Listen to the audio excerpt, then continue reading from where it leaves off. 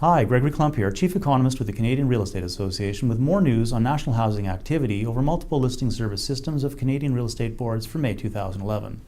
Before getting into the latest national stats, let me emphasize that housing market trends often differ due to a number of local factors, and for that reason, you should consult your local realtor to understand how trends are shaping up in your local housing market. That said, let's take a look at the national numbers in detail, starting with sales activity.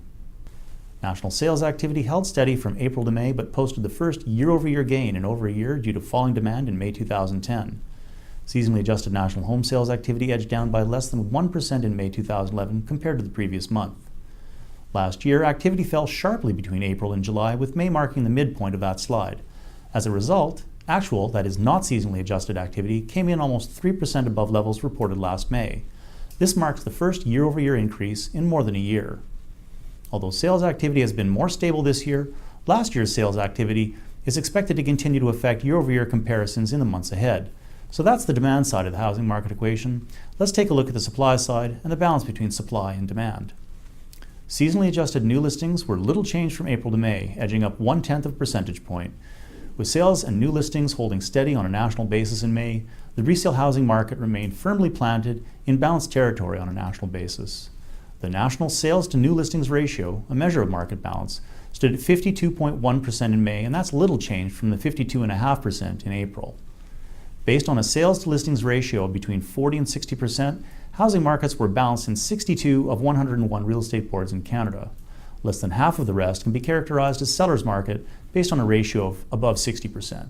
For the most part, sellers' markets became slightly more balanced than the previous month, but Toronto stood out as an exception, with sales activity there increasingly outstripping new supply. The seasonally adjusted number of months of inventory stood at 6.1 months at the end of May on a national basis. That's little change compared to the 6 months of inventory at the end of April 2011.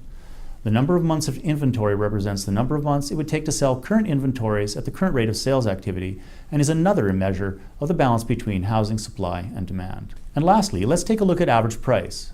The national average price for homes sold in May 2011 came in just over $376,800, which represents an increase of 8.6% from the same month last year. However, the year-over-year gain needs to be kept in perspective since a number of compositional factors skewed the national average price upward in May. These factors include historically high sales activity in selected pricey Vancouver neighborhoods and broadly based price gains in Toronto, where supply remains tight relative to demand. If Vancouver sales are excluded from the calculation, the year-over-year change in the national average price amounts to 5.6%, and excluding both Toronto and Vancouver, the national price increase shrinks to 3.7%. It's important to remember that changes in the national average price reflect variations in home sales activity across and within local markets. Failing to recognize how changes in the mix of sales activity affect average price calculations can lead to misinterpretation of average price fluctuations. It can also give rise to faulty predictions of broadly based home price deflation by way of a price correction. For example, if luxury home sales activity eases from currently lofty levels, the average price will decline, but that doesn't mean that all home prices have retreated. In summary then, national statistics for May 2011 show that sales activity held steady from April to May, but posted the first year-over-year gain in over a year due to falling demand at the same time last year. New listings also remained stable from April to May.